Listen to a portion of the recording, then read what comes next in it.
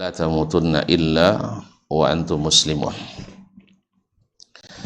Bapak dan ibu-ibu, saudara-saudara dan saudari, para hadirin wal hadirat wal musyahidin wal musyahidat, alim ulama, jadi pandai, tokoh adat, tokoh masyarakat, yang besar tak dipanggil gelar, yang tak bergelar sebut nama, yang saya muliakan, yang saya hormati, yang saya cintai. Alhamdulillah, di hari Kamis ke pekan kedua ini kita diizinkan kembali oleh Allah SWT sama-sama di sini, walaupun tanpa gulai kambing lagi. Ya, tentuan pasti tidak suka sering-sering, sah? Sebab kalau selalu sering nanti gajinya sedikit bertambah ya. Nah, tapi kalau ada yang mau tidak apa-apa juga kita. Nah, alhamdulillah, bersyukur kita kepadanya. Mudah-mudahan waktu yang tidak seberapa ini dapat kita gunakan sesuatu yang berfaedah di sini. Amin. Ma'asyiral kiram yang dirahmati Allah, salawat dan salam kepada baginda Nabi alaihi salatu wassalam, para sahabat, para tabi'in, serta siapapun yang istiqamah meniti jalannya dan bertahan di atas sunnahnya. Untuk itulah kita belajar, mudah-mudahan salawat dan salam itu berbuah syafaat hendaknya di hari kiamat nanti. Kayaknya kemarin belum selesai ya, tinggal kesimpulan ya, atau sudah lupa pula? Udah lupa lagi. Itu bahwa kemarin Syekh membicarakan tentang masalah ketika didapatkan dalam riwayat bahwasanya para ulama sepertinya mencela fikih atau belajar fikih. Kok bisa mencela? Padahal Nabi alaihissalatu wassalam seperti yang mereka juga meriwayatkan mengatakan may yuridillahu bihi khairan yufaqihu fid din. Siapa yang Allah inginkan baginya kebaikan, Allah jadikan dia faqih dalam beragama. Lalu dijelaskan dari ungkapan para imam seperti Imam Ahmad yang keras dalam masalah ini, maksud fikih yang dicela itu adalah fikih yang sesuai dengan judul pembahasan ini, yaitu mencela orang yang menentang sunnah. Menentang itu bukan karena kufur kepadanya, tidak, tapi menentang dan menghadangnya dengan pendapat, kan itu. Dan pendapat inilah yang banyak dituangkan dalam kitab-kitab fikih para fuqaha itu. Makanya datang celaan terhadap fikih itu karena mereka lebih mendahulukan pendapat syekhnya, pendapat imamnya daripada hadis Nabi alaihi salatu wassalam. Daripada hadis Nabi alaihi salatu wassalam. Sampai-sampai, dan saya sudah berhadapan dengan sebagian orang seperti itu, fikih itu lebih diutamakan dari hadis, bahkan dari Quran. Alasannya apa? Mereka kan harus menerima ilmu melalui ulama. Jadi ulama itu pasti tahu semuanya. Ketika mereka tidak menyebutkan hadis itu bukan karena tidak tahu, tapi karena tidak mau. Nah, kalau gitu inilah yang fikih yang seperti inilah yang ditolak oleh para imam itu. Dia tahu tapi tidak mau. Jelas ya? Jadi ada yang sampai masih saya dengarkan dari tokoh-tokoh yang besar-besar yang oleh ahli hawa di negeri kita juga jadi rujukan besar. Ya, dia mengatakan hadis walaupun sahih, tapi kalau tidak dilegitimasi oleh ulama tidak boleh dipakai. Harus dapat cap sah dulu dari ulama. Atau balik itu. Yang benar adalah pendapat ulama tidak boleh dipakai kecuali ada cap sah dari Nabi alaihi salatu wassalam. Jadi seolah-olah wallahu alam, ya seolah-olah perkataan ulama itu sudah matang, tapi perkataan Nabi masih mentah. Kan itu jadinya. Jadi perkataan Nabi, amalan Nabi barang mentah, sedangkan ijtihad ulama barang masak. Mau tonton dari mana? Hah? Yang punya Nabi mata boh. Beratui. Tahu beratui. Iya. Tapi yang perkataan ulama sudah matang. Ini yang terbalik nih. Ini yang terbalik. Fikih yang seperti inilah yang ditolak oleh Imam Ahmad rahimahullah ta'ala. Atau siapapun yang mengatakan fikih itu tidak dipuji. Dan itu pula yang jadi fitnah oleh ahli fitnah nomor 1 Indonesia. Iya, yang selalu anti Wahabi. Ketika Syekh Muhammad bin Abdul Wahab menukil perkataan Imam Ahmad seperti ini, yang dinamakan oleh sekarang itu sebagai fikih, yaitu kalau bisa menentang sunnah itu namanya fikih. Tapi kalau ikut sunnah, oh tidak ngerti hadis tuh, hanya ikut-ikut saja. Dikiranya ikut Nabi itu ikut-ikut saja, tapi ikut-ikut bersahaja, woy. Bukan ikut-ikut saja, karena ikut taat. Karena Nabi alaihissalam bukan tidak paham dengan hadisnya, bukan barang mentah, tapi barang masak. Buktinya sahabat yang mengikuti Nabi A sampai Z, alif sampai ya, tidak dirubah-rubah, itu justru mereka yang selamat. Sedangkan yang merubah-rubah itu yang menyimpang dan tersesat. Makanya generasi sahabat tak ada yang tersesat, tidak ada yang masuk golongan sesat. Tapi setelah sahabat, nah jangan tanya lagi. Ya, yang tidak ikut sahabat dengan sempurna mesti tersesat. Ya, ada yang sosek jauh, ada yang sosek sekitar-sekitar itu aja, musim-musim. Nah, yang tersesat jauh tuh payah jemputnya. Yang dekat pun kadang tongkol juga.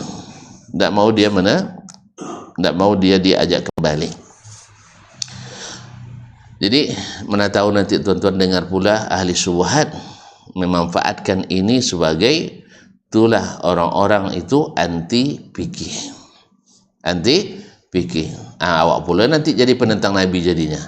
Sah dibacakan ya hadis, may yuridillahu bi khairan yufaqihu biddin. Ini hadis muttafaqun alaih. Barang siapa yang Allah inginkan baginya kebaikan, Allah jadikan dia faqih dalam beragama. Nah, orang tuh menentang hadis Nabi, dikiranya fikih itu tercela. Enggak. Jadi yang masuk oleh para ulama mencela fikih adalah fikih yang sampai pada mu'aradatus sunnah. Dan itu di kalangan orang-orang fanatis mazhab tidak jarang terjadi, sering terjadi. Jadi harus fikih itu didahulukan daripada Al-Quran dan hadis Nabi alaihissalatu wassalam. Makanya terjadi dua arus yang berbeda. Ahlus sunnah mengumpulkan dalil dulu, baru ada produk hukum. Ahlul hawa buat hukum dulu, baru dicarikan dalilnya. Karena terbiasa, ya terbiasa buat kwitansi dulu, baru belanja. Ya. Buat kwitansi dulu baru belanja. Kalau Ahlus sunnah belanja dulu baru bikin kwitansi. Paham? Makanya markup banyak di situ. Alasannya untuk menghilangkan korupsi, tapi justru membuka pintu korupsi lebih luas. Mana orang nak rugi ya Syekh? Ya, bikin kwitansi dulu baru cair PT. Sah? Itu mudah tuan-tuan tuh. Tidak mudah. Akhirnya entah dengan berbagai cara, akhirnya dibuatlah harga 5.000 jadi 7.000. Ayo 2.000 cuma tambahnya aja. Tapi kali 1.000 item. Sudah berapa di situ? Baru 2.000 2.000 pieces kan? Ini 1 juta dan sebagainya. Makanya banyak hasilnya. Makanya yang benar itu adalah belanja dulu baru baru kwitansi. Makanya saya sudah tidak suka, dan menurut saya tidak benar kalau untuk uang anggaran itu terlalu detail. Yang detail itu laporan belanjanya. Sah? Ini kalau terlalu detail nanti habis untuk yang satu ini, yang sana sisa tidak bisa digunakan. Sah? Tidak paham. Ya, basuhlah perencanaan dulu, beritahu tuntun. Nah, ya buat belanja terlalu detail menyulitkan. Ya, kalau tuntun bikin apa, pokoknya apapun yang ada anggaran belanjanya, termasuk anggaran belanja rumah tangga. Ya, jangan bilang beli maco 1.000, lado kutu 1.000, lado merah 2.000, payah istri belanja, woy. Paham tak? Kasih nih belanja hari ini, pakailah. Senang tak dia belanja? Tapi lebih kan, woy. Tapi kalau detail sekali, polo maco sekian, ya serai sekian batang, tak payah belanja tak? Payah. Makanya untuk perencanaan jangan terlalu detail, menyulitkan. Di pemerintah caklah mereka mau suka sulit kok. Mereka tidak suka yang sederhana, suka yang sulit. Karena kalau semakin sulit semakin hebat. Semakin sulit dianggap semakin hebat, sehingga membelanjakan sering salah.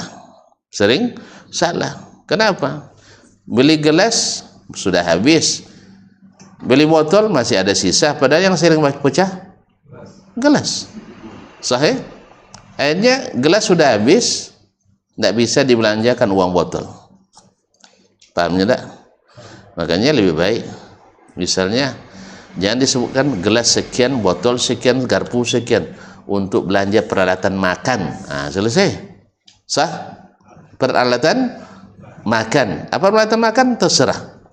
Kan ada piring, ada pinggan, ada tadah, ada nampan, ada kobokan, ada dulang, ada sendok. Nggak tahu peralatan makan, saya pakai daun tuh ini. Tapi kalau antum detailkan, sendok misalnya setahun ini beli 200.000, garpu 300.000, gelas 100.000. Habis uang gelas, uang garpu kan tidak rusak-rusak nih, tidak bisa dipakai. Sah? Tidak bisa dipakai. Ini maksud saya, mana tahu tuntun jadi pengurus yayasan, pengurus ini dan sebagainya. Makanya jangan detail sekali. Itu kesalahan fatal menurut saya. Ini kan ijtihad aja nih. Nah, boleh salah, boleh benar. Tuan-tuan terima, silakan. Kalau enggak, buang saja, karena enggak ada dalilnya. Nah, tapi kalau ijtihad dalil ada juga tuh. Ya, seperti Nabi SAW melihat Asma binti Abi Bakar menghitung-hitung belanja dengan detail. Kata Nabi, la tuhsi fa yuhsiyallahu alaiki. Jangan terlalu berkira, nanti Allah juga berkira memberi rezeki. Bisa dalilnya tak? Bisa ya tak? Makanya jangan terlalu berkira. Nah, nanti kalau melamar tidak diterima. Tahu kan cerita Qadhi Iyas? Nggak tahu juga. Nanti aja lah, yang cerita terus nggak jadi selesai kaji nam. Kaum muslimin dan muslimat. Nah, Syekh menukil perkataan perkataan Imam Ahmad, perkataan Imam Malik, perkataan Imam Asy-Syafi'i tentang wajibnya menerima hadis Nabi SAW bila bertentangan dengan pendapat siapapun di antara mereka. Maka hadis mesti didahulukan, walaupun mereka fuqaha. Fikih mereka tidak lebih tinggi daripada hadis Nabi SAW. Falhasil min hada lil khuruji min rubqatil taqlid, maka kesimpulannya, hasil daripada ini untuk keluar dari belenggu taklid, terbebas dari belenggu taklid, wa tanazzuh an at-ta'assubil mazhabi, dan bersih dari fanatisme mazhab, ayyajtahidal muslimu fi ma'rifati ma'anil Qur'an. Seorang muslim mesti bersungguh-sungguh mengenali makna-makna Al-Quran. Makna Al-Quran. Pertanyaannya, memahami makna Al-Quran susah atau sukar? Hah? Susah atau mudah? Hah? Susah. Lah pernah baca Quran ya? Susah atau mudah memahami Al-Quran? Ada yang bilang mudah, ada yang bilang susah. Hah? Ya Syekh, Allah bilang mudah, tuan-tuan bilang susah. Gimana? Udah mulai menentang Allah, nampak? Walaqad yassarnal Qur'ana lidzikri fahal mim muddakir. Al-Quran bahasanya mudah, walaupun bahasa tinggi tapi mudah dipahami. Tidak semua sastra tinggi itu susah dipahami. Bahasa tinggi mudah dipahami. Oleh itu Abdullah bin Abbas, kenal Abdullah bin Abbas? Siapa dia? Untuk jawaban yang mudah aja, sahabat Nabi, iya memang. Tapi apa kehebatannya? Paling ahli menafsirkan Al-Quran dengan berkat doa Nabi SAW dan kesungguhannya menuntut ilmu. Jadi bukan mengandalkan doa saja, tapi juga bersungguh-sungguh menuntut ilmu. Dia katakan at-tafsiru arba'ah. Tafsir itu maksud itu tafsir Quran terbagi 4. Sudah lupa atau masih ingat? Sudah lupa, alhamdulillah.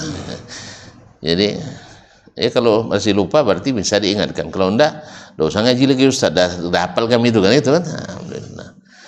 Jadi yang pertama terbagi 4. Yang pertama tafsirun ya'lamuhu kullu ahad. Tafsir yang dapat diketahui oleh siapapun. Artinya tidak perlu bertanya, langsung paham. Langsung paham. Yang kedua, tafsirun la ya'lamuhu illa al-arab min lughatiha. Tafsir yang hanya orang Arab yang punya kemampuan bahasa memahaminya. Yang ketiga, tafsirun la ya'lamuhu illa al-ulama atau al-fuqaha. Yang ketiga, tafsir yang tidak diketahui kecuali oleh para ulama. Baik. Kemudian yang terakhir, tafsirun la ya'lamuhu illallah. Tafsir yang tidak diketahui kecuali oleh Allah Tabaraka wa Ta'ala. Lalu beliau menyebutkan aktsarut tafsiri minan naw'il awwali thumma tsani.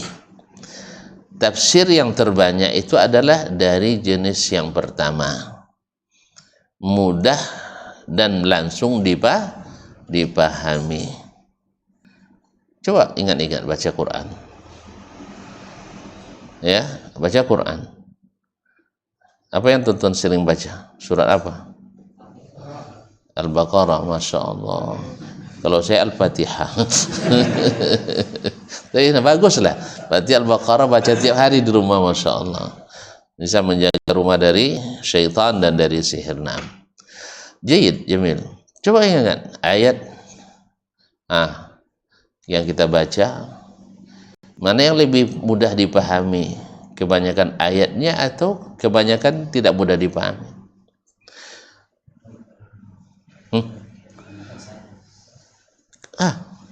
Coba baca Alif Lam Mim. Bisa dipahami? Enggak, ini jenis yang keempat ini. Banyak? Kan enggak banyak dah? Alif Lam Mim banyak? Enggak. Berapa? Nah, 1 dari 286 ayat. Mumtaz, Masya Allah. Kalau ada kambing dikasih. Nah, Ma'asyiral kiram. Jadi ini yang sedikit itu. Kemudian zalikal kitabu, itulah Al-Quran, la raiba fihi, tidak ada keraguan padanya. hudan lil muttaqin, jadi petunjuk bagi orang yang bertakwa. Paham enggak tonton mendengarnya? Perlu paham enggak? Bahwa Al-Quran ini tidak ada keraguan padanya dan menjadi petunjuk bagi orang yang bertakwa. Siapa orang bertakwa? Ada keterangan langsung, allazina yu'minuna bil ghaibi wa yuqimuna as-salah wa mimma razaqnahum yunfiqun, yaitu orang-orang yang beriman pada yang gaib. Tahu tonton iman pada yang gaib? Hah? Tahu kan? Yaitu apa yang gaib? Di antaranya Allah Ta'ala, di antaranya malaikat, di antaranya ada Alkitab-kitab, nabi-nabi, takdir, hari kiamat, termasuk bidadari. Nah, masih gaib kan? Masih gaib, Masya Allah. Tapi percaya? Mau? Itulah. Jadi paham semua. Jadi beriman pada yang gaib, tahu kita yang dimaksud. Beriman pada yang gaib, percaya ada yang gaib itu. Kemudian wa yuqimuna shalah, mendirikan salat. Paham? Paham juga. Wa mimma razaqnahum yunfiqun, dan menginfakkan sebagian dari rezeki yang kami berikan pada mereka. Senang kan? Tinggal ambil duit, infakkan. Atau ambil rumah, hibahkan. Sah? Atau ambil mobil, wakafkan, dan sebagainya. Selesai. Kan sebagian katanya, tidak semua kan. Kemudian walazina yu'minuna bima unzila ilaika, dan orang-orang beriman kepada apa yang diturunkan kepadamu. Apa yang diturunkan kepada Nabi? Wahyu. Berarti apapun yang datang dari Nabi berarti wahyu. Mudah kan? Saya alhamdulillah. Sebentar aja langsung paham tuan-tuan. Berarti Masya Allah, Al-Quran yang paling banyak adalah tafsirnya mudah dipahami. Kemudian yang kedua, tafsirun yang diketahui oleh orang Arab dengan bahasanya. Ini perlu kemampuan bahasa Arab yang lebih. Kalau orang Arab tidak lebih, memang rata-rata mereka punya kemampuan bahasa itu. Dari mereka lah kita membuat kaedah-kaedah bahasa, kaedah-kaedah ilmu balaghah itu. Jelas? Mereka otomatis paham. Macam kita dalam bahasa kita, yang tahu berbahasa kita daerah masing-masing atau suku masing-masing, kita paham ya bahasa-bahasa itu. Kalau orang Aceh bilang jena boleh bisa diopong dunia. Kalau apo mereka bisa diapon. Paham tak apo itu semuanya? Sahih? Artinya kalau bisa apo berarti tidak apo doh. Kalau lihat apo jena apo boleh. Berarti masalahnya mudah. Nah, kan itu kan? Mananya mudah. Sah? Dalam bahasa Indonesia kan gitu juga. Enggak apa-apa. Nanti kalau apa bisa diapakan itu. Sah? Pokoknya siapapun yang mengapakan bisa saya apakan. Sah? Paham enggak? Berarti masalah enggak usah dikhawatirkan. Sah? Bahasa balaghahnya itu. Dalam bahasa Arab juga begitu, bahasa Al-Quran. Jadi orang-orang ketika ada orang Badui salat, dia baru masuk Islam, dah hafal Quran kira-kira, betul belum? Baru masuk Islam. Sudah hafal Quran belum? Tentu belum. Ketika imam membaca ayat dengan bahasanya yang asli, orang Arab itu asli bahasanya tinggi. Baca ayat, was-sariqu was-sariqatu faqata'u aydiyahuma jazaa'an bima kasaba nakalam minallah. Sampai situ aman, karena memang betul bacaannya.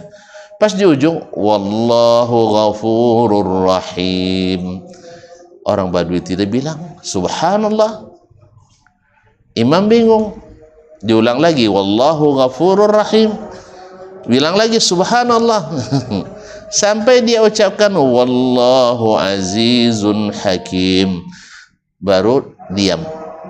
Maka imam bisa melanjutkan. Nah, kalau kita kan tidak paham bahasa Arab itu kan, walaupun tahu bahasa Arab, tidak pandai bahasa Arab, lewat aja itu.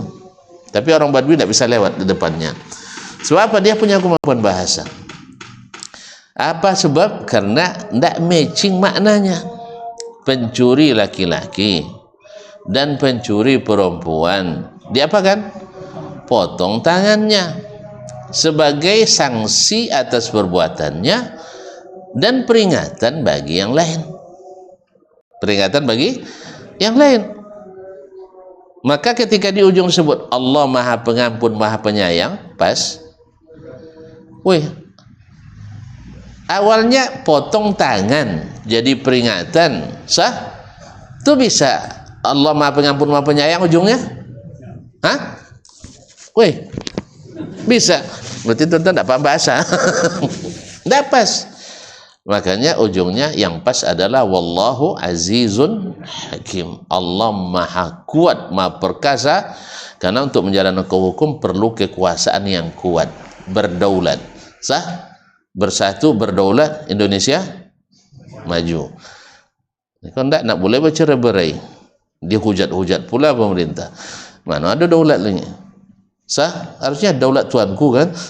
Nah, jadi kaum muslimin dan muslimat dirahmati Allah SWT, jadi mesti aziz.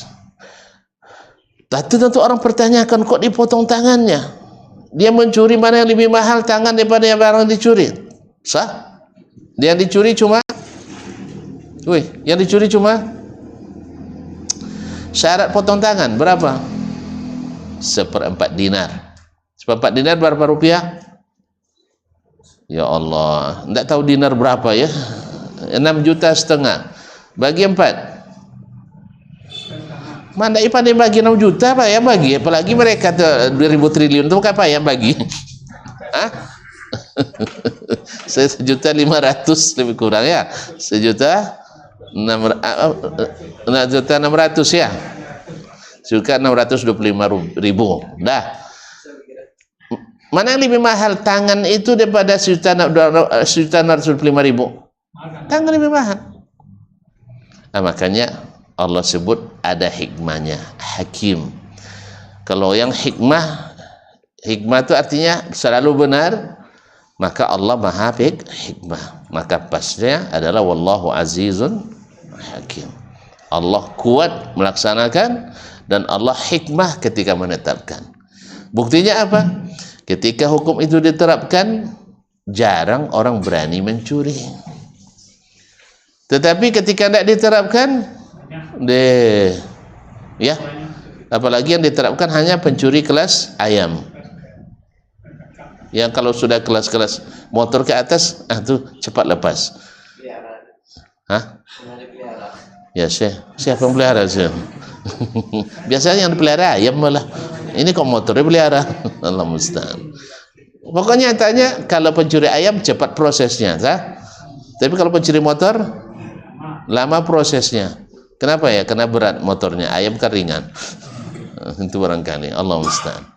Jadi ketika diterapkan hukum potong tangan itu, maka lihat bandingannya 13 tahun di Arab Saudi sebanding dengan 1 menit di kota Chicago, Amerika Syarikat. Tingkat kejahatannya.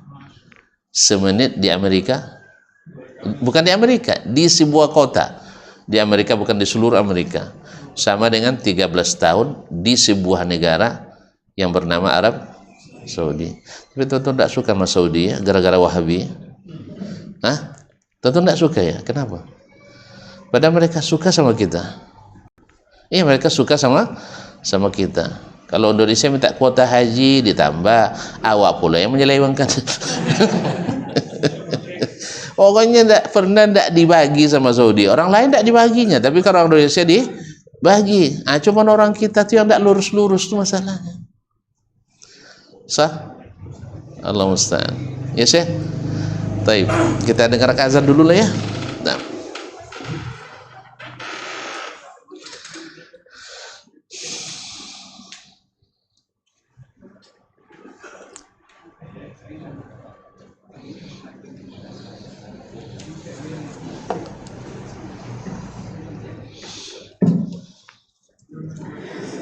Allahu Akbar,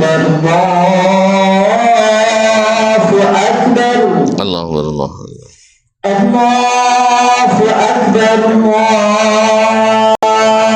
Allahu Akbar, Allahu Akbar. Asyhadu an la ilaha illallah. Asyhadu an la ilaha أشهد أن لا إله إلا الله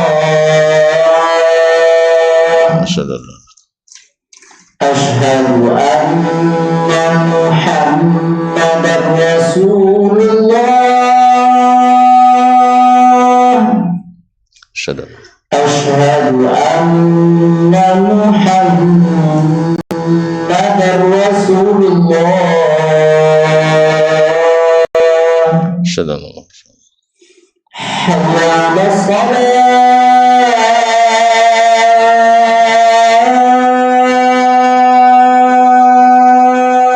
ilaha حي على الصلاة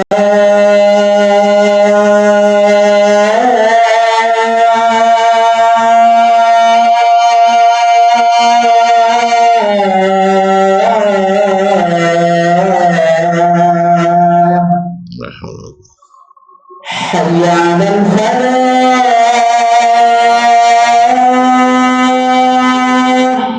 la hawla wala حي على الفلاح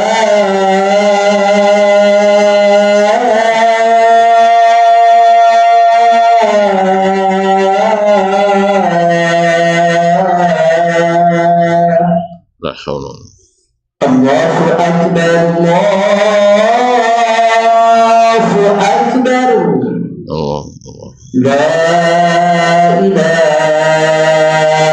إلا الله wa la asyhadu an la ilaha illallah Allahumma rabb hadhihi da'wati tammah was-salati al-qa'imah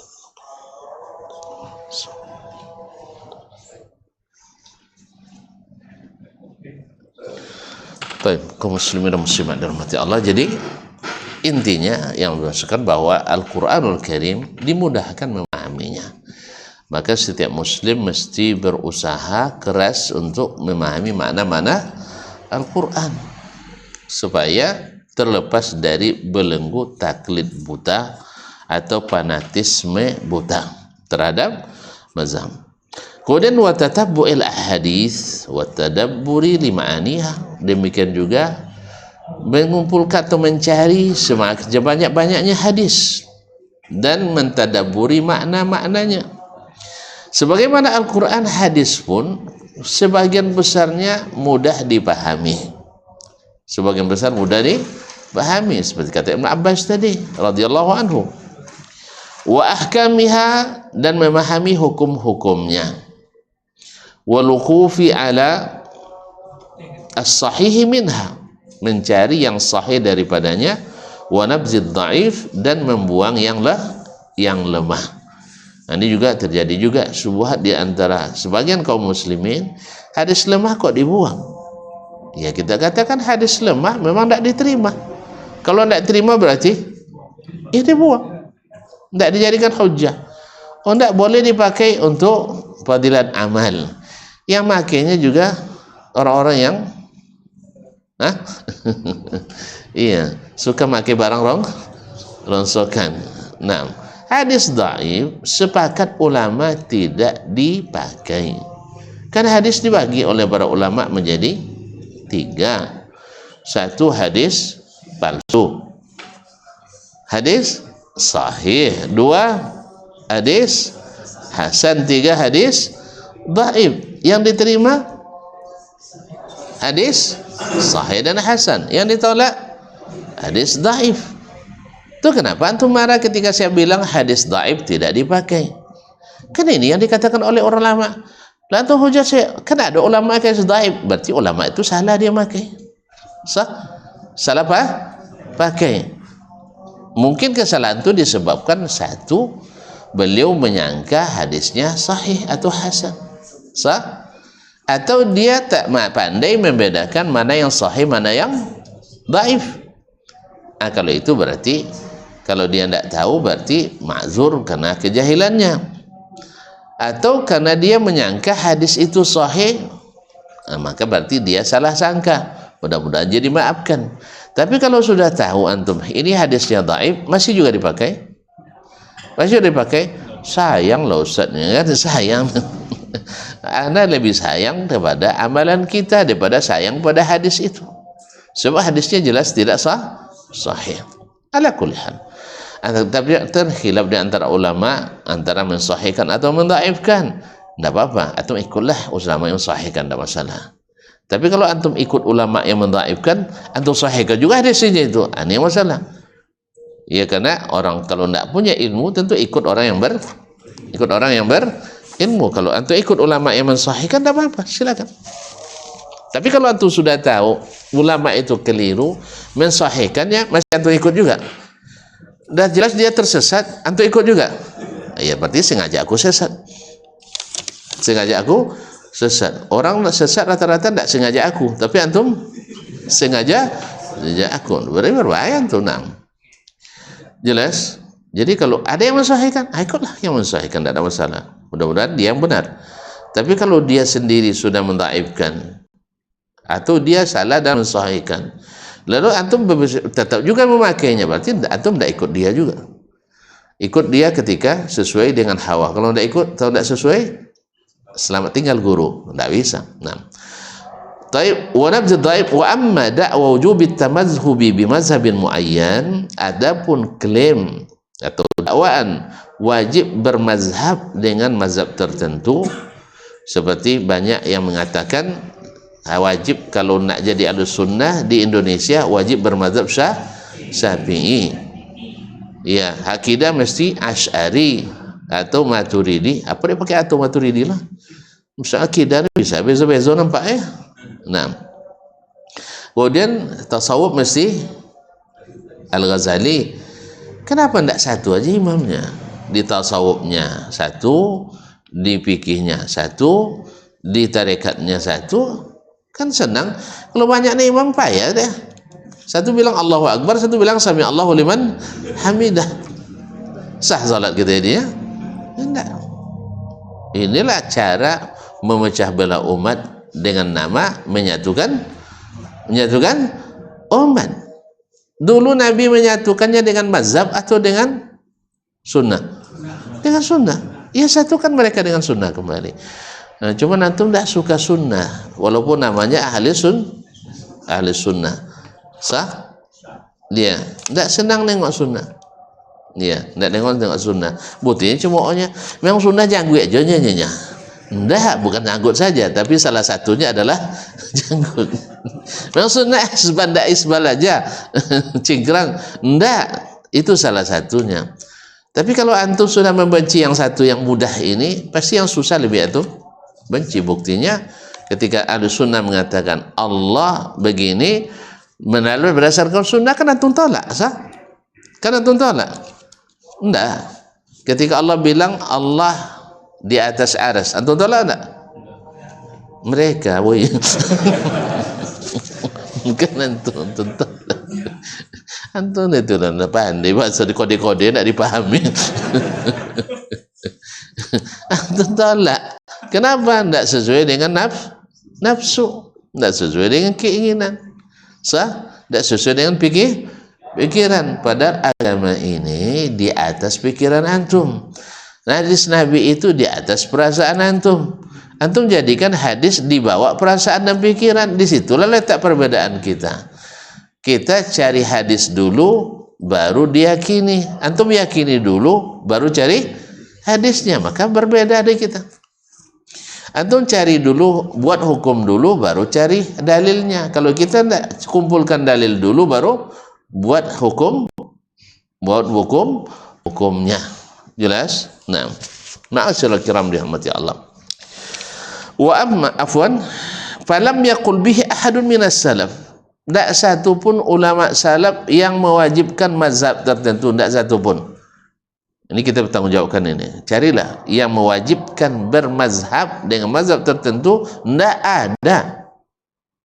Itu ngaku lebih salafi daripada salafi katanya. Kan ada. Dengar syekh, Masya Allah. Mereka itu talafi, yang salafi itu kita katanya. Masya Allah. Dulu mereka juga yang mengatakan as-salafu aslam wal khalafu a'lam wa ahkam. Nah, ketika umat sudah mulai menoleh as-salaf, baru mereka, kita yang sebenarnya salaf. Mereka itu adalah talaf. Apa makna talaf? merusak. Jadi kita merusak agama. Karena apa? Tidak menerima kecuali yang datang dari Nabi Sallallahu Alaihi Wasallam, dianggap merusak agama. Samalah dulu orang-orang menentang Nabi karena dengan alasan merusak agama juga. Walhamdulillah, senasib kita sama Nabi. Senasib sama Nabi. Kenapa? Karena kita tidak beda pemahaman dengan Nabi. Kalau mereka sering beda pemahaman dengan Nabi. Ada ayat lain paham oleh Nabi, lain pula paham oleh mereka. Nasallallahu alaihi wasallam. Tidak malu beda pendapat sama Nabi ya. Nah, wala da'ali ahadun min a'immatid dinin mabbu'in, dan tak satu pun ulama atau imam yang diikuti dalam agama ini seperti Malik, Abu Hanifah, Syafi'i, Ahmad, tidak pernah mengkampanyekan bermazhab dengan mazhab tertentu. Tidak ada. Mereka mengajak itu. Wa innamal muslim yaduru haitsu darad dalil. Orang muslim itu harusnya berporoskan pada dalil. Jadi kalau seandainya di pendapat itu Asy-Syafi'i yang didukung oleh dalilnya, kita berporos ke Syafi'i. Tapi ketika dalam satu masalah itu Imam Ahmad didukung oleh dalil, maka kita bersama Imam Ahmad. Oh kacau deh Ustaz. Masa kacau? Dulu sahabat tidak begitu juga. Ada kacau? Ada kacau? Tidak, justru yang pakai antum itu yang kacau. Ketika orang beramal sesuai dengan sunnah, antum seperti cacing kepanasan atau kebakaran jenggot. Kayak apa kebakaran jenggotnya?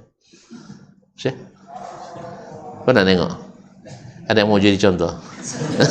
Iya, bila kita tahu kita pelajaran orang kebakaran jenggot. Fa in hara bainal aqwali litajazubil adillah.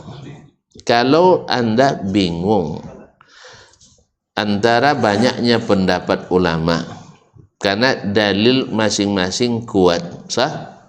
Nah, ma'awufuri ilmihi, tapi antum punya ilmu, wa iktimalihi li adawatil ijtihad, dan punya pula kemampuan untuk berjihad, falyahtat li nafsihi, hendaklah dia berhati-hati untuk menyelamatkan dirinya, bitawarru ala mawafaqas sunnah, yaitu berusaha sekuat tenaga yang sesuai dengan sunnah Nabi alaihi salatu wassalam.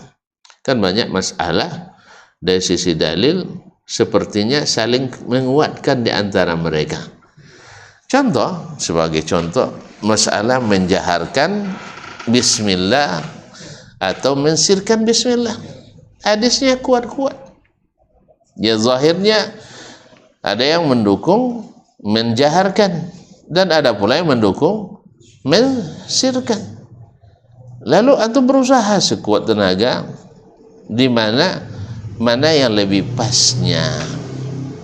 Makanya kita dapatkan bahwa semua yang meriwayatkan jahar meriwayatkan sir, tapi tidak semua yang meriwayatkan sir meriwayatkan jahar. Di sini sudah paham kita bahwasanya sir lebih kuat, sebab setiap yang meriwayatkan daripada jahar meriwayatkan sir, dan tidak semua yang meriwayatkan sir meriwayatkan jahar. Yang kedua, yang meriwayatkan jahar bismillah itu rata-rata sahabat senior, sedangkan meriwayatkannya sir itu sahabat junior.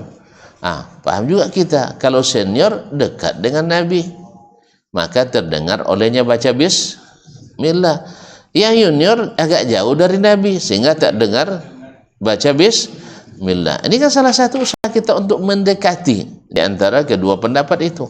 Yang ketiga, dalil-dalil tentang sir itu rata-rata di Sahih Bukhari dan Muslim, sedangkan tentang jahar tidak sampai sekuat itu dalilnya. Jelas ya? Maka oleh sebab itu wallahu alam, kita lebih nyaman dengan mensirkannya, walaupun yang di belakang kita agak kedengaran, tidak ada masalah. Tapi kalau berarti di situ kita paham, kalau yang jauh tak dengar, yang dekat dengar, berarti sama enggak? Sama enggak volumenya bismillah dengan alhamdulillah?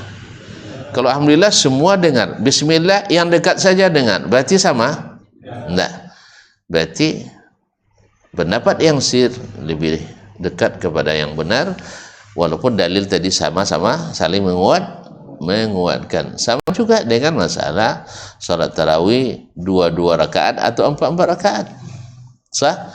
Dari sisi dalil, Masya Allah, yang mengatakan 4 punya dalil yang kuat juga dalam Sahih Muslim. Sah? Nah, cuman dalil yang mengatakan 4 dalilnya mujmal. Apa mujmal?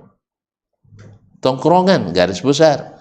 Sedangkan dalil yang mengatakan salatnya 2 itu mufassal, artinya dijelaskan secara detail. Biasanya yang detail lebih diutamakan daripada yang mujmal, yang garis-garis besar. Sahih?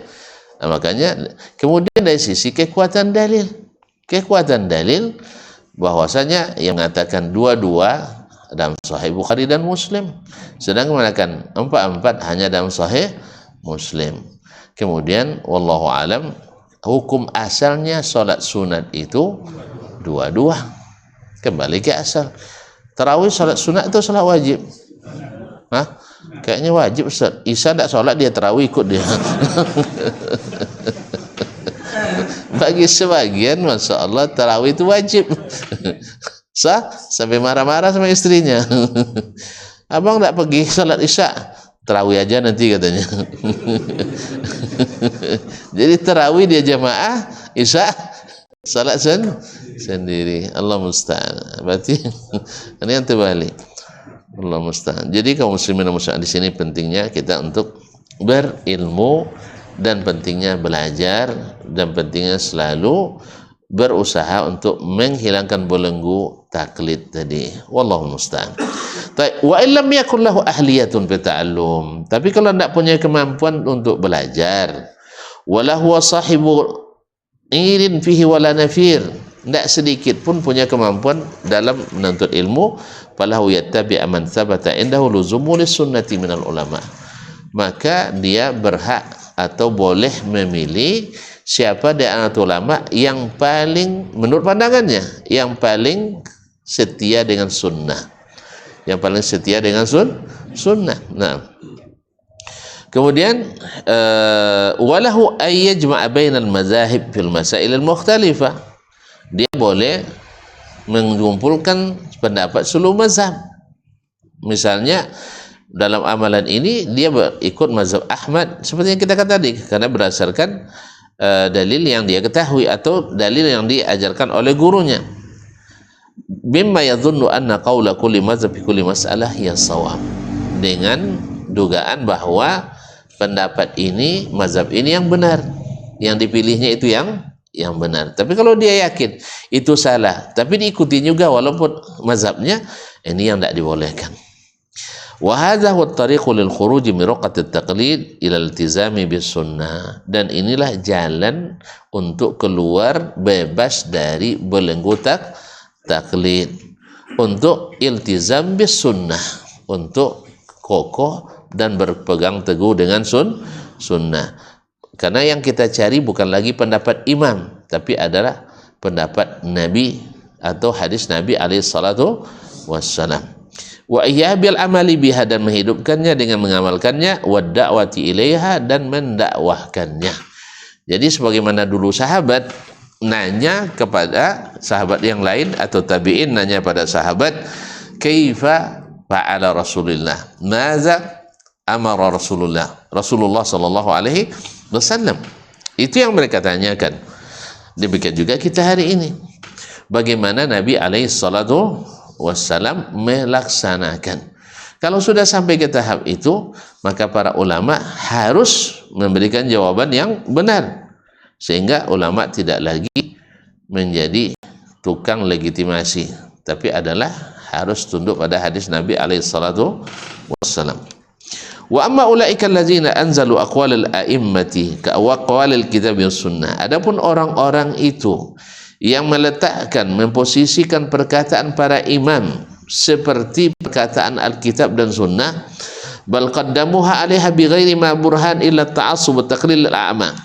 Bahkan mereka mendahulukan pendapat para imam itu tanpa sedikit pun burhan, keterangan dari Al-Quran atau hadis, illa ta'assub wa taqlil al-a'ma, kecuali fanatis atau taklid buta, fatarahum mu'azzimina liman syara ala tariqatihim. Kau lihat mereka mentakzim orang-orang yang sejalan dengan mereka, walau kana min ajhalil juhal, sekalipun orang yang sejahil-jahilnya manusia, sekalipun sejahil-jahil manusia, mereka akan ta'zim. Wa yufassiquna man khalafahum, dan menghukum fasik orang-orang yang berbeda dengan yang mereka ikuti. Wa yazdaruna bihi, dan merendahkannya, walau kana min a'immatil ilmi, sekalipun yang direndahkan itu adalah imamnya ulama, imamnya para ulama. Fa ya laita syi'ri aina nassa imamuhum al-matbu' ala dhalik, wa aina satara lahum hadzal mazhab al-maqlub bal hum bihi ila aibihi aqrab. Di mana imam mereka menyatakan, imam yang mereka ikuti menyatakan hal tersebut. Maksudnya yang bermazhab Syafi'i kan mengklaim mesti bermazhab Syafi'i dalam segala hal, di mana imamnya menyebutkan itu. Maksudnya di mana Imam Syafi'i mengatakan itu. Sebagaimana pengikut mazhab Hanafi mengatakan mesti bermazhab Hanafi dalam segala hal, di mana Ibnu Hanifah mengatakan itu. Atau yang bermazhab Maliki, tidak boleh keluar dari mazhab Malik selama kau masih tinggal di sini, misalnya di Maroko, wajib bermazhab Maliki, di mana Imam Malik mengatakan itu. Sebagaimana orang-orang Hambali, ya misalnya orang Arab Saudi dan Timur Tengah, mengklaim mesti bermazhab Hambali, kalau tidak selamat. Kan ada orang di sini kalau tidak ikut ormasnya salah semua, tidak selamat kan. Nah, di mana Imam Ahmad mengatakan mesti ikut mereka, ikut beliau, tidak ada. Bahkan beliau-beliau itu justru mencela, seperti yang sudah disebutkan oleh Syekh, mencela taklid buta kepada para ulama, seperti yang sudah kita dengarkan pada pertemuan sebelumnya, bahwa mereka melarang taklid. Wa innamal wajibu daf'ut taqlid bil ittiba wal ijtihad al mustaqim bi ghairi hawa bal bi hududil insaf. Yang wajib adalah menolak taklid dengan apa? Dengan ittiba, dengan mengikut Nabi alaihi salatu wassalam, wal ijtihadil mustaqim, dan ijtihad yang lurus. Ada ijtihad yang tidak lurus membela pendapat imamnya, tapi ada ijtihad yang lurus membela sunnah nabinya sallallahu alaihi wasallam. Bi ghairi hawa, bebas dari hawa dan keinginan. Bal fi hududul insaf, tapi di batas-batas keadilan. Wa rahimallahu ta'ala al-imam mujtahid al-kabir, semoga Allah merahmati imam, seorang mujtahid besar, Abu Bakar Ibn al-Munzir An-Nisaburi. Abu Bakar Ibn al-Munzir An-Nisaburi Asy-Syafi'i, sahibut tasanifil katsira, yang banyak sekali tulisan dan bukunya, wal kutubun nafi'ah, dan kitab-kitab bermanfaat, di antaranya kitabut tafsir bil ma'thur. Kalau kitab ini ditemukan, jadilah kitab tafsir bersanad paling besar dalam sejarah Islam. Cuma sayang tidak ditemukan. Entah di lain Wacu, ya, atau dibawa oleh orang Melayu, atau jangan dibawa oleh Belanda, ya, tidak tahu kita kemana, hilang kitab itu. Mungkin ketika Holakokan Khan dulu menaklukkan Baghdad, kan dibakar semua kitab-kitab dan sebagainya. Tapi riwayat sebagiannya sampai kepada kita. Kalau ditemukan kitab ini, Syekh Ahmad Al-Ansari rahimahullah sering menyebutnya, kalau ada yang mengatakan itu buat kita ngiler, karena memang pertama beliau termasuk di antara ulama mutaqaddimin, yang kedua beliau adalah seorang ahli hadis yang bersanad, jadi semua riwayat yang ada di dalamnya dengan sanad yang muttasil dan menjadi rujukan banyak orang. Nah, Abu Bakar Ibn Munzir rahimahullah wa ma'dudun fi min kibar Syafi'iyah, beliau terhitung ulama besar mazhab Syafi'i. Ingat, ulama besar mazhab Syafi'i. Illa annahu mata ra'a al-haqqa mukhalifan liqauli Syafi'i. Akan tetapi beliau apabila melihat pendapat yang benar beda dengan pendapat imamnya Asy-Syafi'i. Nah, azharahu fi musannafatihi, maka perbedaan itu dia perlihatkan dalam tulisan-tulisannya, la siyama fil awsat, apalagi dalam kitabnya al-awsat, wa da'a ilaihi, dan dia mendakwahkan kebenaran itu, wa bayyana khata' asy-Syafi'i, dan menjelaskan bagaimana Imam Asy-Syafi'i salah dalam masalah itu. Nah, kau taklah boleh nyalakan imam dia, nyalang Nabi bisa ada, beda pendapat sama Nabi bisa, tapi nyalakan Imam Syafi'i dah tidak boleh. Na'udzubillah. Nah, Imam Ibnul Munzir rahimahullah, walaupun dia tidak melepaskan diri dari pengikut mazhab Syafi'i, tapi dia berani menunjukkan bahwa yang benar bukan pendapat Imam Asy-Syafi'i. Jadi kan tuh marah dengan saya misalnya mengatakan itu, marah juga lah sama Ibnul Munzir, jangan marah saja sama Ibnu Ma'ali. Ya, itulah masalah nyawa ketek. Jadi wandu godang, jadi tak tolak melawan Ibnul Munzir tapi melawan Dasman, ya sanang. Allah musta'an. Lah juga lah Ibnul Munzir itu. Ya, saya belum pernah menyalahkan Syafi'i. Saya belum pernah menyalahkan Imam Syafi'i. Pernah antum lihat menyalahkan Syafi'i? Hah? Ada. Tuh tengok belajar risalah. Nah, ada. Cuman enggak seperti Ibnul Munzir lah. Nah, rahimahullah ta'ala. Jadi dia jelaskan wa bayyana khata' Syafi'i. Wanzur misala dzali fi kitabil awsat. Silakan lihat contoh tersebut dalam kitab al-awsat juz 1 113 sampai 131 bi mabhats tarkil wudu' min massil mar'ah. Tentang masalah tidak mesti berwudu setelah menyentuh wanita. Imam Syafi'i mazhabnya apa? Membatalkan wudu. Ibnul Munzir Asy-Syafi'i mengatakan tidak perlu berwudu. Itu melawan imam? Tidak melawan, tapi menjelaskan bahwa Nabi sering menyentuh wanita tapi tidak berwudu. Tapi yang disentuhnya yang halal ya. Kalau kita enggak, itu masalahnya. Yang disentuhnya wanita halal, istri-istrinya. Istri-istrinya. Istri Nabi mahram? Hah? Kalau mahram enggak boleh nikah. Nah, jadi kaum muslimin dan muslimat adalah istri-istrinya.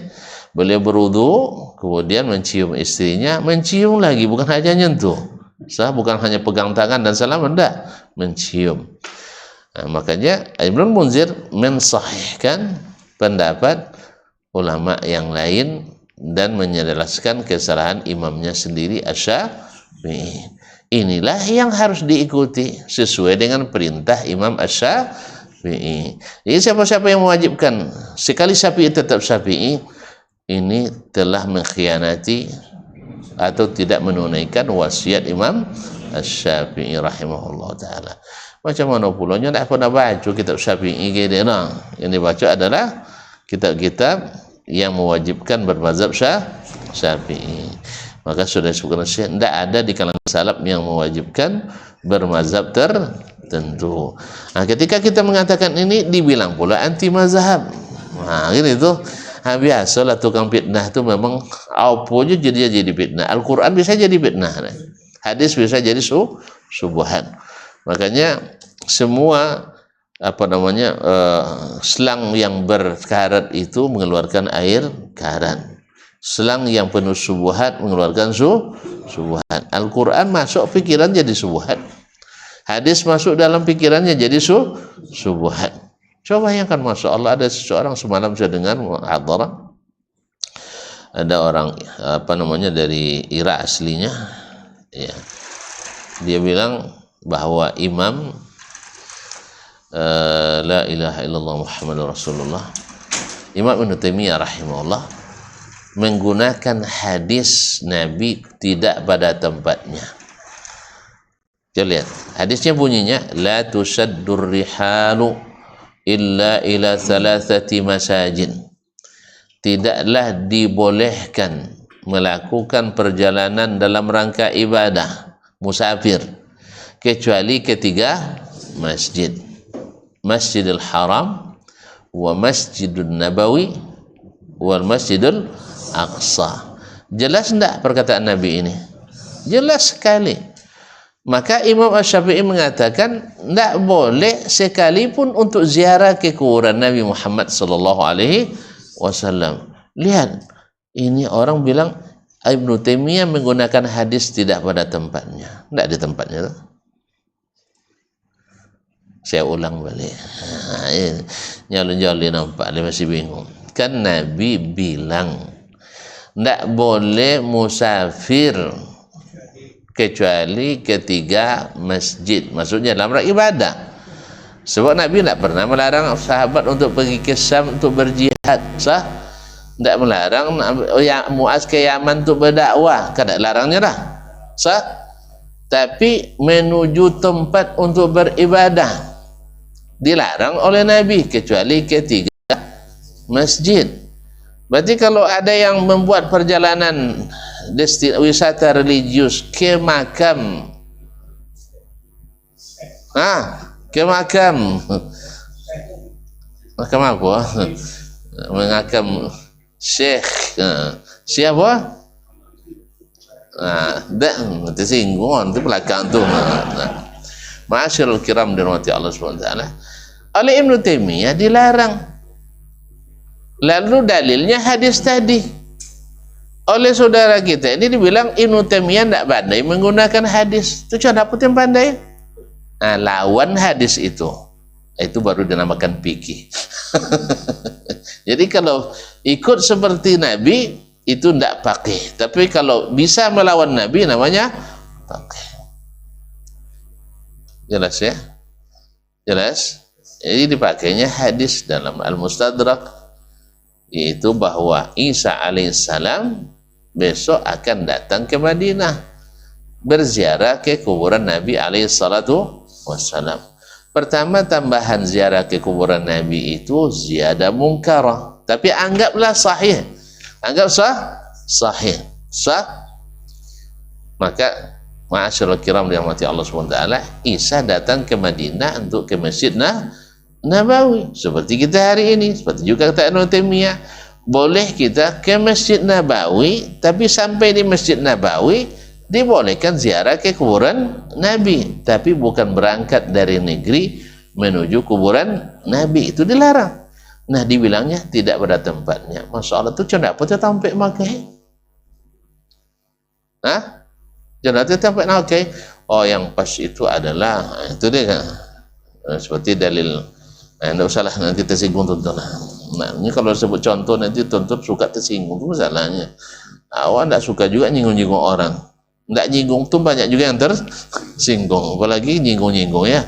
Nah, jadi dia gunakan dalil jelas tidak dibolehkan atau katakan tidak dianjurkan. Berarti ziarah ke makam Nabi selain yang tiga sah? Selain yang tiga berarti dilarang apa dibolehkan? Dilarang oleh Nabi alaihissalam. Tapi bilang Ibnu Taimiyah tidak paham hadis. Apa sebab? Tidak menggunakan hadis untuk menentang hadis yang lain. Wallahu musta'an. Ala kulli hal. Begitulah cara orang-orang yang fanatis terhadap pendapat atau mazhab. Jadi Ibnu Munzir dalam masalah ini menyebutkan yang benar pendapat jumhur, khususnya Imam Ahmad dan Imam Malik rahimahullah, dan menyalahkan pendapat Imam Asy-Syafi'i yang mewajibkan wudu bagi laki-laki yang menyentuh perempuan, walaupun hanya sekedar menyentuh. Akhirnya terpaksa kalau umrah, bapak cara Ustaz megang tangan bininya. Ya, kalau naik antena iyalah. Kan kalau pegang saja sedang tawaf, ada juga sedang tawaf. Ya, kalau sedang tawaf maka jangan pegang. Ya, maklum kan beda-beda orang ya. Ada orang sensitifnya tinggi, asal pegang langsung terbang. Itu bahaya memang. Tapi kan pada umumnya kan tidak. Ada itu kaum muslimin dan muslimat. Tapi kalau Imam Syafi'i kan tidak, asal menyentuh batal wudu. Dalilnya Al-Quran, hadis juga, Al-Quran dan hadis juga. Cuman dalil yang selain Imam Syafi'i lebih kuat dan tidak kita bentangkan di sini sekarang. Kalau bentangkan nanti terbentang pula tuntun. Nah, jadi oleh sebab itu cukup demikian. Wa hakadza fal yakunil fiqh wal ilmu alladzi yanfa'u sahibah. Inilah seharusnya fikih dan ilmu yang bermanfaat bagi orang yang memilikinya, tidak terpaku pada taklid dan tidak pula terpaku pada fanatis buta. Karena dalil membuat mata kita terbuka. Kalau sudah nampak dalil sunnah Nabi, Imam Syafi'i pesankan, la yahillu di ahadin idza istabanat lahu sunnah ayatrukaha liqauli ahadin kainan mankan. Tidak halal bagi seseorang yang jelas baginya sunnah Nabi, lalu dia tinggalkan sunnah itu karena mengikut selain Nabi, siapapun orangnya. Maka semua imam mazhab berlepas diri dari orang-orang yang berpegang teguh pada pendapat mereka, padahal bertentangan dengan sunnah Nabi alaihi salatu wassalam. Tapi antum jangan bersedih, berarti banyak pendapat Imam Syafi'i bertentangan dengan sunnah. Tidak. Kalau perlu antum tidak temukanlah. Kan itu. Cuman ini yang harus jadi pegangan kita. Wabillahi taufiq wal hidayah. Wallahu taala a'lam. Wa sallallahu ala nabiyyina Muhammad wasallam. Cukup sampai situ dulu ya. Hah? Mau dibuka lagi? Enggak lah. Terima kasih dan mohon maaf. Wassalamualaikum warahmatullahi wabarakatuh.